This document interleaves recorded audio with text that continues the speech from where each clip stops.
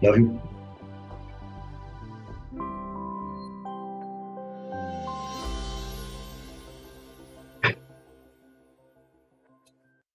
Good morning from London. My name is Banu Bhatnagar. Thank you for joining today's WHO Europe press briefing, where we will provide an update on the urgent health needs and response in Turquía, including emergency medical teams operating in the field following last week's devastating earthquakes. Before handing over to the regional director, Dr. Hans Kluge, to make his opening statement, let me briefly introduce our panelists joining from Turquía today, who are also ready to respond to your questions. From Adana in southern Turkey, we are joined by Dr. Batir Berdiklichev. He is the WHO's representative in Turkey. And also in Adana, Dr. Flavio Salio, WHO's global network leader for the emergency medical teams. Thank you both so much for joining us. So without further delay, Regional Director, Dr. Kluge, you have the floor. Let me just fix the camera angle quickly. There you go. Good morning, everyone. First and foremost, on behalf of all of us at the WHO Regional Office for Europe and our WHO country office in Turkey, I would like to reiterate our heartfelt condolences to the people of Turkey and Syria.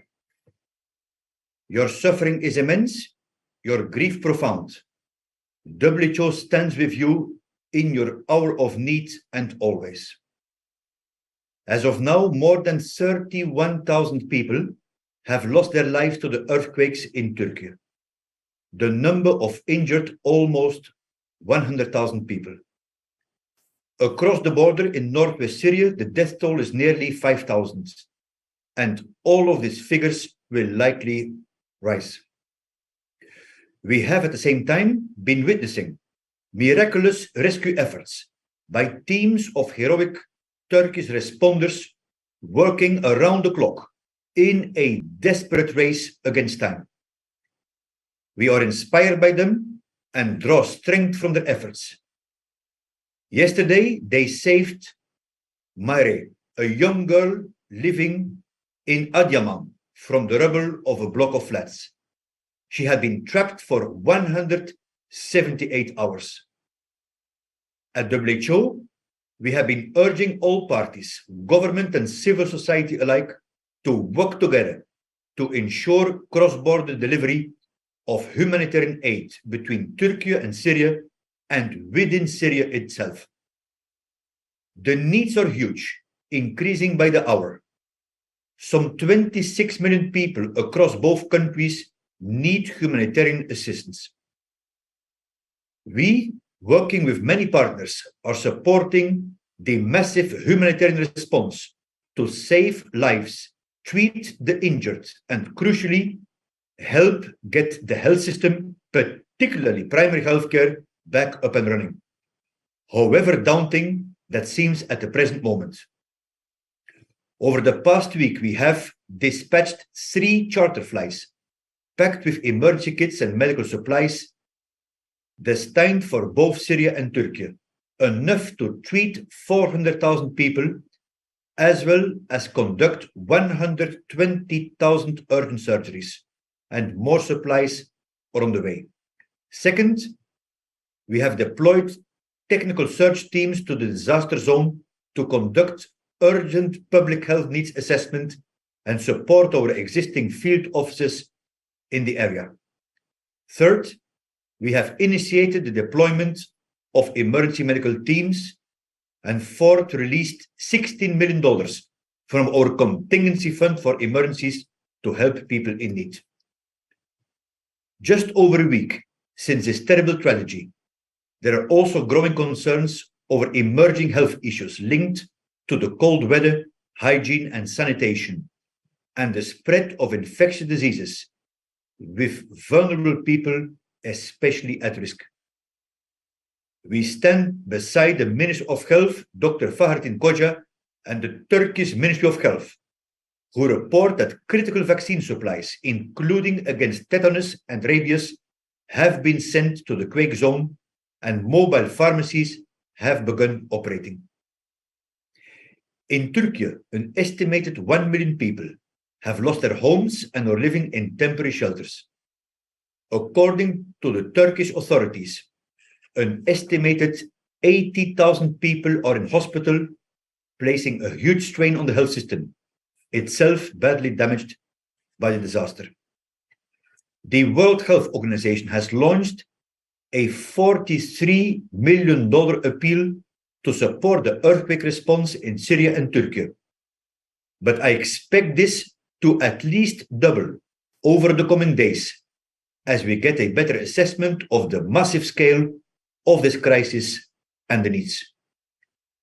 This money will be used to ensure access to the most vulnerable and hard-to-reach populations, to provide trauma care and post-trauma rehabilitation, to provide essential medicines and emergency kits to fill urgent healthcare gaps, to deliver vital mental and psychosocial support to the affected populations, and to ensure continuity of routine health services, especially for women, children, the elderly, and those with non-communicable diseases. We have initiated the largest deployment of emergency medical teams in the WHO region in our 75-year history. 22 emergency medical teams have arrived in Turkey so far.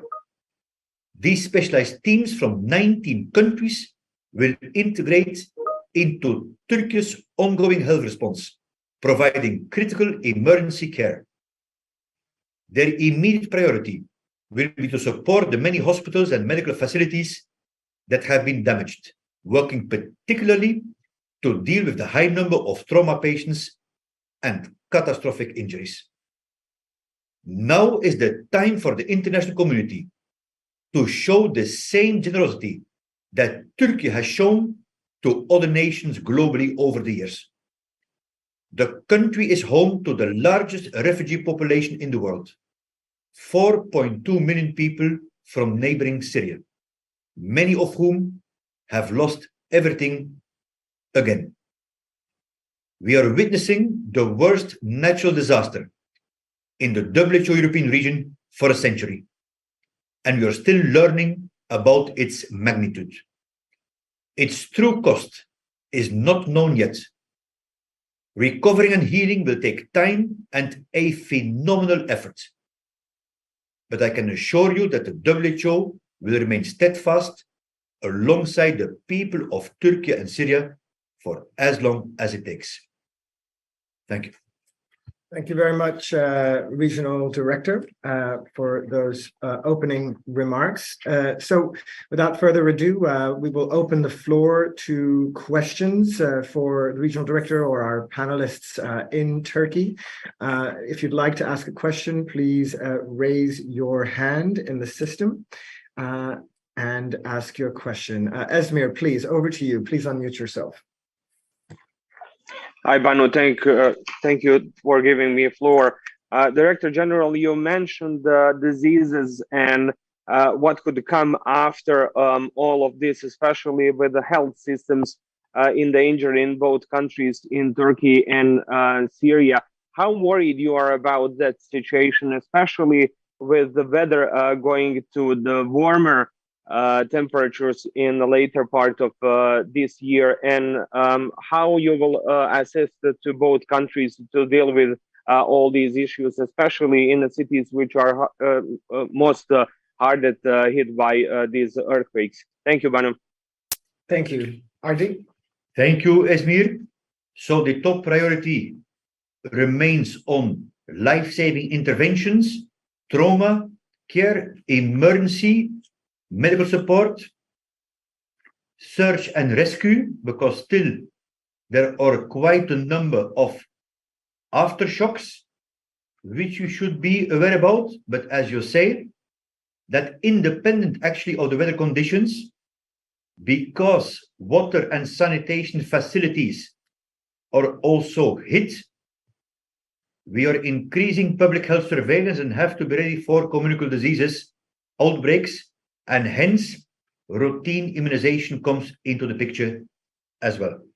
Thank you very much, Regional Director. Perhaps Dr. Salio, Dr. Flavius Salio, maybe you have a little bit to add from the EMT perspective, the emergency medical team perspective, in dealing with some of these potential outbreaks. Yes, thanks. I think we have done through our global call. So we request team capacity to pick, to basically take the first wave of trauma patients, and our regional director mentions. At the same time, obviously, we are expecting possible complications as a standard response to such kind of disaster in the next few weeks. And at the same time, as already mentioned, there'll be the scale up of primary healthcare services in way to ensure that essential health services are provided. And this is basically the strategy that's been adopted so far. Thank you very much, Dr. Salio. We have a question in the chat, and I think I'll go to Dr. Batir for this one. What specific measures are being taken to tackle potential sanitation issues beyond monitoring and vaccination? So what sort of support might the WHO be providing to the Turkish authorities and indeed our own programmatic work to handle some of the sanitation issues? Yes, thank you for the question. Indeed, severe damage to water and sanitation system, it's a great concern, and it increases the risk of waterborne diseases and outbreaks of communicable diseases. We at the country level work jointly under the UN country team mechanism, because this disaster requires comprehensive response, including water provision, protection, sanitation, food and shelter. So we coordinate with various line ministries through the UN mechanism. It's also beyond Ministry of Health. And of course, under the circumstances to prevent this outbreak of diseases, first, it's a provision of safe water, because in some places, provision of tap water was interrupted. So there is a supply of water, drinkable water, as a first. And of course, we are dealing with the health authorities to establish and strengthen surveillance system, because it's not only waterborne diseases, but also it's a seasonal influenza and COVID. And displaced people in a crowded communal settings also more exposed to a risk of outbreaks. Thank you very much. Sir, let's take on the next question from Ivana Bozovic, RTS Serbia. Please ask your question. I think you're still muted, Ivana. There we go. Nope, we can't hear you.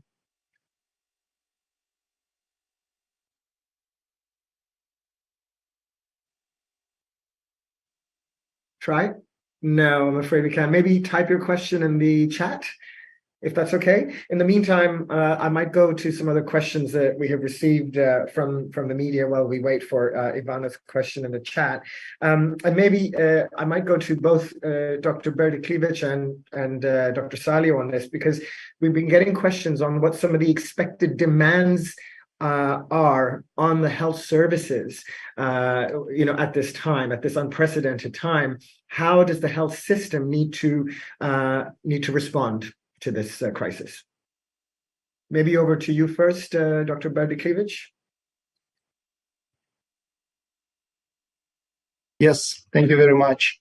I have to say that first focus was on the life-saving supplies, delivering trauma and surgical kits, coordination of emergency medical teams' arrival to the country.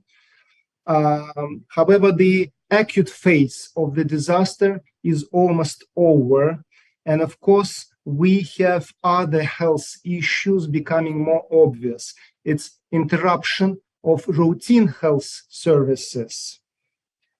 We need now to focus on trauma rehabilitation and also looking at the primary health care, because after visiting several provinces, we see that it's hospital infrastructure, but also primary health care level severely affected by this earthquake.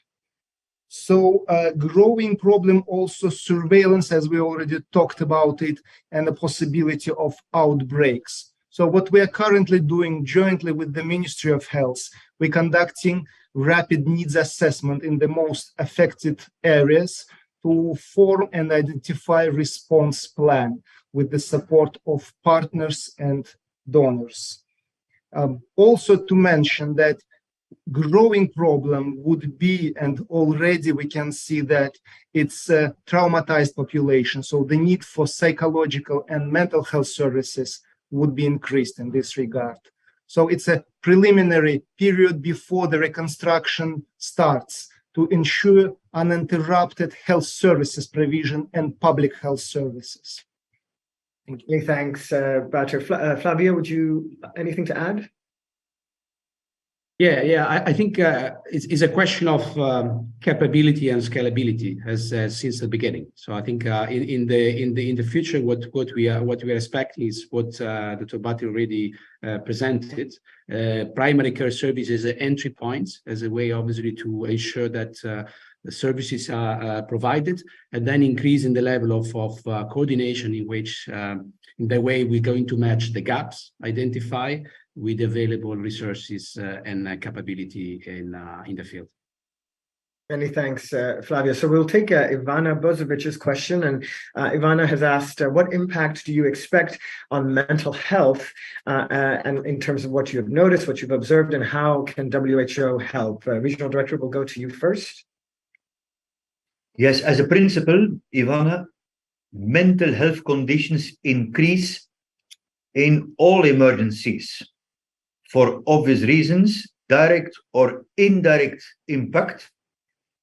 Unfortunately, the earthquake in our region in Turkey and Syria is not the only emergency. Obviously, it's the biggest natural disaster in the century, but we see in the other emergencies as well the need to scale up mental health services, which are to be part of any assistance provided. Then, Banu, let's give the floor to our colleagues, what they are observing on the field. So, Batir, maybe you'd like to come in on some of the mental health impacts, expected mental health impacts, not just now in the short term, but in the months and potentially years ahead. Of course, as we going out of the acute phase, the need for the psychological and mental health support would be only growing, and this disaster would have long-lasting effect on the population. People only now start realizing what happened to them after this shock period. Before the earthquake, we had a strong collaboration in the area of mental health services with the Ministry of Health, with the Ministry of Family and Social Affairs.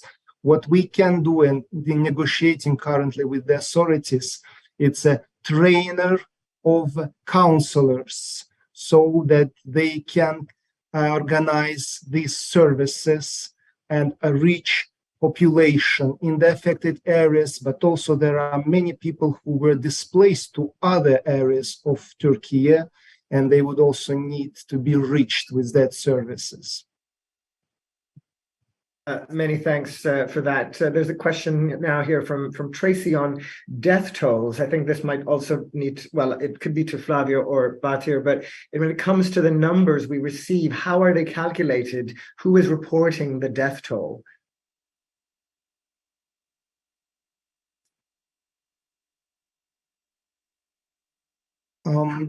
I may be not aware of the details of the national, but there is a national coordination mechanism where all information is collected, and those figures are announced on a daily basis, and actually you can see them in live TV channels. Many thanks. So the next question here from Megan Ford. I think, Flavio, I might come to you because I think there's an element here of EMTs, and hopefully you can also tell us a little bit more about the EMT deployments. But Megan is asking, are nurses part of the emergency response teams, and how have nurses been supporting the response efforts, if at all? And then maybe a little bit about the EMTs that you are coordinating on the ground. Thank you. Thanks. I mean, first of all, nurses are very critical functions in all the team and hospital. For sure are integrated as part of the team together with specialized physicians and alliances and technical auxiliary medical staff. What we have seen today is obviously unprecedented as well movement of volunteers with the level of capacity to complement the facilities. Those facilities have been augmented, the capacity has been augmented through the deployment of emergency medical team. Priority has been given at those teams that have the capacity to provide emergency care services, including surgeries, in the way clearly to augment the capacity of the local services. Local services, that is quite obvious, they feel a significant level of distraction. We notice obviously the fatigue on the workers, and then clearly the need as well to care for their relatives and family. So it is that's the reason why actually we call for a team with the stronger capacities to be located in the strategic location to complement the capacities of the hospital. And now we say in the second phase, looking more to those teams that will have the capacity to increase the primary care services as well. Many thanks, Flavio. We have another question here on do you already have full access to victims or survivors in Syria? Regional Director, would you like to take a stab at that one? Sure. I would like to acknowledge that this is a joint effort with my colleague, the Regional Director of the Eastern Mediterranean region, Dr. Ahmed Al-Mandari, and his team, and our teams are working very closely together. The WHO's cross-border operations into northwest Syria is based out of the WHO office in Gaziantep and supports a population of over 4.6 million people. Since the earthquake, WHO has shipped over 250 metric tons of medicines and supplies, and these included 7 trucks containing 74 metric tons of WHO emergency trauma kits, essential medicines and supplies, including materials received on the first charter flight from Dubai that crossed into northwest Syria on the 11th of February, which are sufficient to provide 3.2 million treatment courses. The UN resumed its cross-border operation on 9 February, following 3 days of temporary disruption due to the damaged roads. And the second aid convoy since the earthquakes hit crossed from Turkey to northwest Syria on the 10th of February with 14 trucks, and further convoys are planned. Many thanks for that. If there's no further questions online, I'll take maybe one more question that we received in advance. Flavio, I think I'll come to you for this one. And it's about, a week in now, we are still hearing, remarkable stories of people being pulled from the rubble. But how likely is it now for search and rescue operations to, be successful? I mean, search and rescue operations are still ongoing in certain areas. Vital, obviously, to continue looking for a possible victim under the rubble, and as well as increasing those services in the area where search and rescue operations are ongoing. At the same time, it's after the initial week of operations, we have seen a significant amount as well of medical evacuations has been conducted in terms of severely injured that have been clearly taken out of the rubble and then have been transferred immediately to their referral facilities. I think that's a level of coordination. It's impressive, I would say. Many thanks for that, Flavio. And on that note, if there's no further questions online, I'm going to wrap the press briefing for today. I'd like to just give the floor one final time to the Regional Director. Thank you, Manu. And on the last question, I just want to reiterate that it is absolutely critical to ensure access to healthcare for all those who need it, regardless of where they may be. And regarding northwest Syria, we hope to find a solution to ensure a constant flow of supplies together with other UN partners, other international partners, civil society, and be able to reach all those in need. As the concluding remarks for this press briefing, once again, I would like to express my sincere condolences to all the affected communities in Turkey, in Syria, and express appreciation to the Minister of Health, Dr. Fahrettin Koca, and his team for his leadership and coordination with WHO and the international community 24/7. Thank you for joining. I wish all of you a strong health. And thank you very much, members of the press. If you have any follow-ups, please do email us at eupress@who.int. As always, stay healthy. Take care. Bye-bye.